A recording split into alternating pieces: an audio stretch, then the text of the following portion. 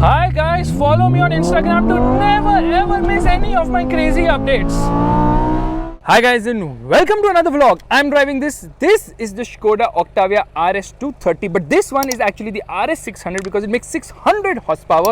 The price of this car when it was new was around 30 lakhs, but 50 lakhs worth of modifications have been done and most of them are over here.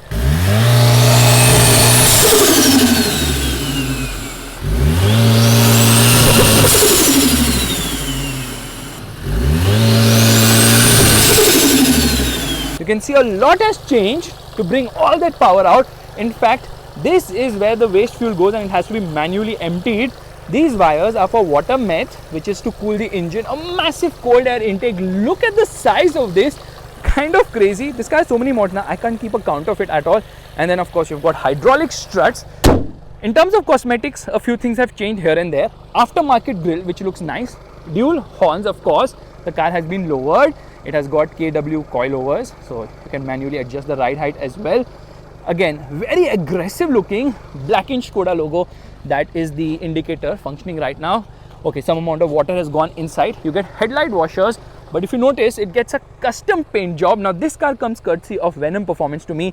And check engines. I have come here to drive this car to tell you that this is no normal Octavia RS because this is four-wheel drive. Yeah, all-wheel drive.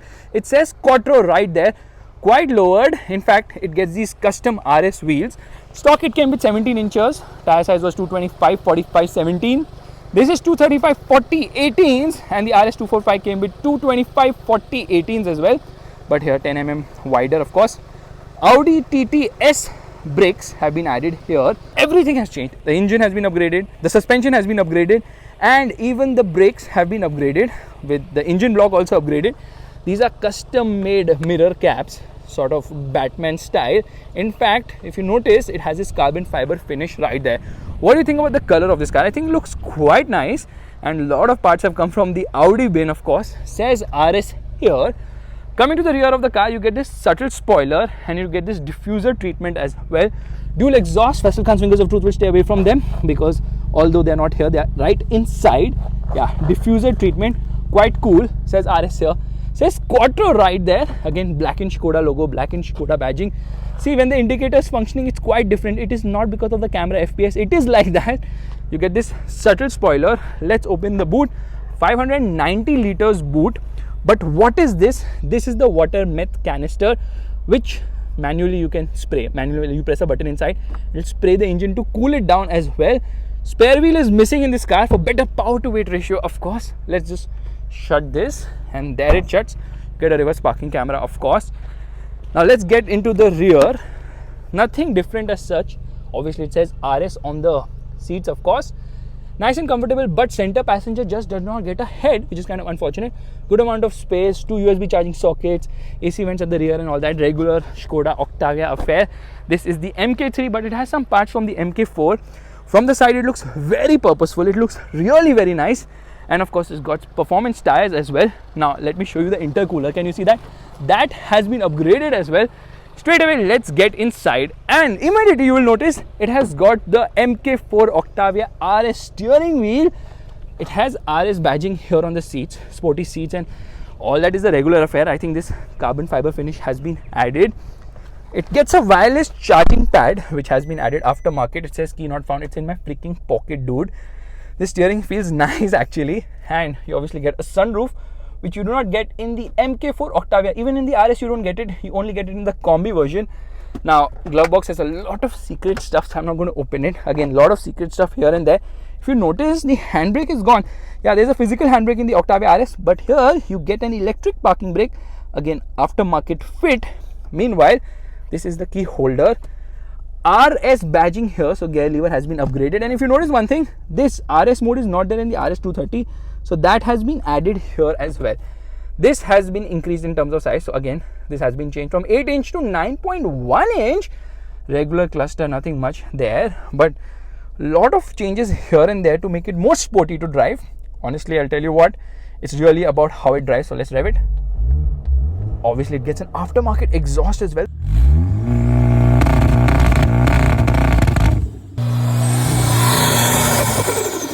The amount of changes on this car is absolutely crazy, but I love this new steering wheel. because it feels super duper nice. And I don't know how they added this RS button here, but everything feels stock. It has got self park as well. You can turn off traction control now because quattro system, of course, dual zone climate control, air conditioning. Looks quite sporty and nice. And the mods which have been done on the inside now, all these things like electric parking brake and stuff, they are just fantastic. Anyways, let's start driving right away. Alright, we're all set to go. First and foremost, air conditioning will be off. We get into drive mode, sport, traction control sport. Keep the button pressed to turn off traction control completely. There it is, deactivated. We get into drive mode, handbrake down, and off we go. So I'm not going to launch the car immediately. Air conditioning is not completely off. A little rolling start here, and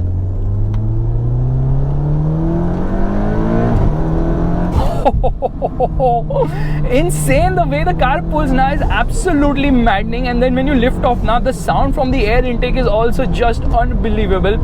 So what is this car exactly? I'll tell you, it is a lot of things at once. For starters, a lot of things have been upgraded, and when I say a lot, it's just an understatement. So you're going to take a quick U-turn.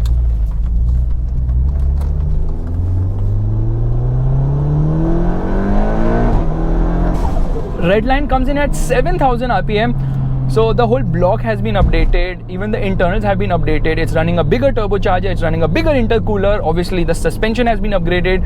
KW coilovers, you can manually adjust the ride height, and then it also has better brakes, uprated brakes.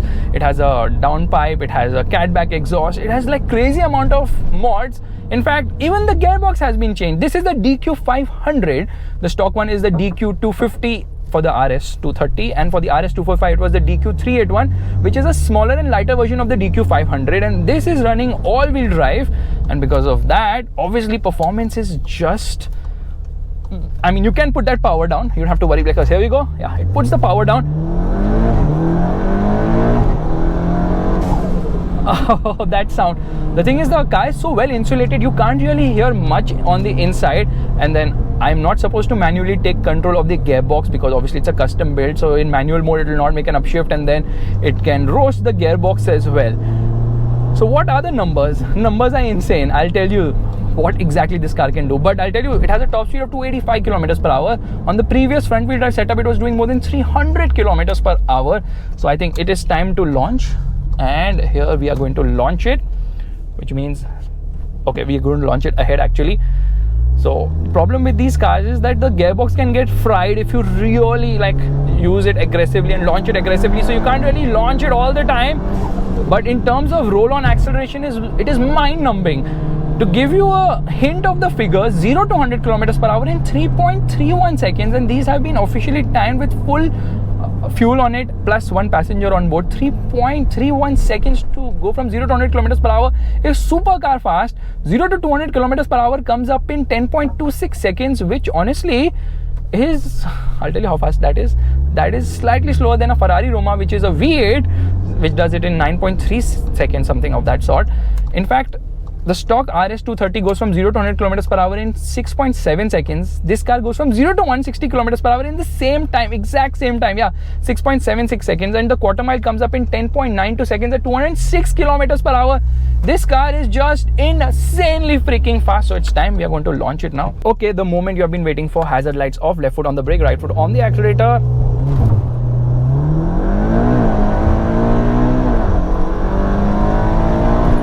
Holy cow, my goodness, insane acceleration. So the stock one produces 230 horsepower and 350 Newton meters of torque. This car has got a massive shot of upgrade, resulting in power going up by 300 and 1 second. I have lost with numbers honestly because I had calculated everything, learned by heart, but 370 horsepower up and 300 Newton meters more torque, which means that the overall output is 600 horsepower and 650 Newton meters of torque. That's some insane numbers, and that's the reason it really flies. The horn you can't hear, the engine is so loud and the exhaust is so loud, so you can't really hear the horn. The brakes are much more sure-footed now. So with the RS, obviously Skoda gave it a very trig limited slip differential.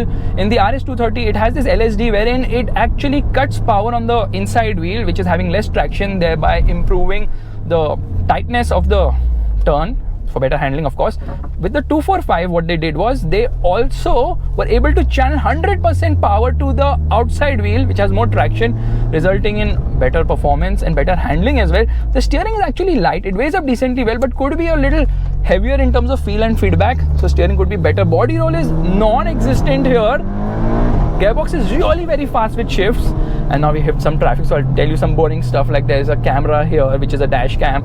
The outside rear view mirrors have dynamic swipe function, and this screen is similar to other Skoda screens in terms of whatever features it has, so there's nothing much we want to really talk about, but the performance will really blow your mind. In terms of fuel efficiency, I suspect this will return between 2 to 7 kilometers per liter depending on your driving style.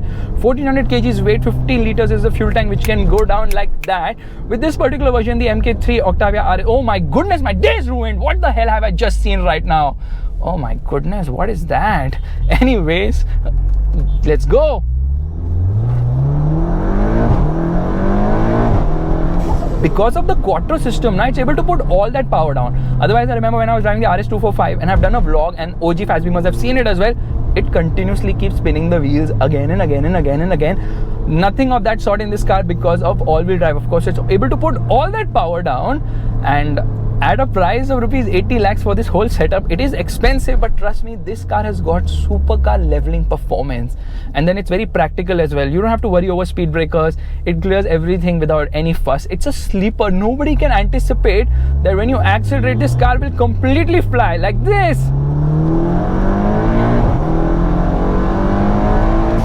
My god, the way it pulls, in fact, it goes from 100 to 160 kilometers per hour in like 3.5 seconds, which is crazy, man. The pull in the mid-range is unbelievable.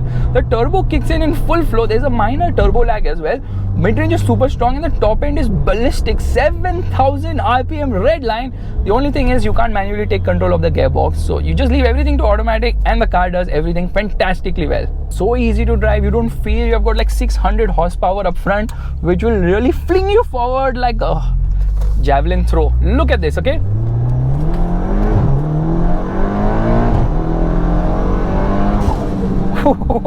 Lift-off is as much fun as much it is throttling this car. Okay, here we go. What a sound. Amazing, yeah. It feels so fun to drive this car. And the usability of the Octavia RS is the real deal here. You can use it as much as you like, knowing very well that you can carry a lot of luggage, passengers, and you don't have to worry about anything at all.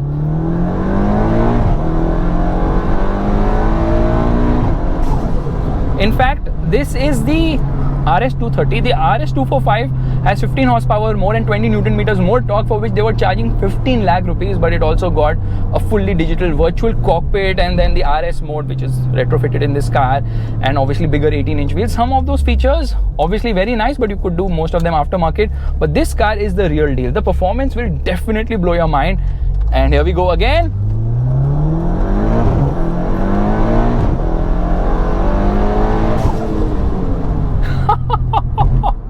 Unbelievable fun. So guys, this is my vlog of the Octavia RS600. If you like this vlog, make sure to give the thumbs up, that's the like button, and also subscribe to the channel. I will see you guys in the next video real soon.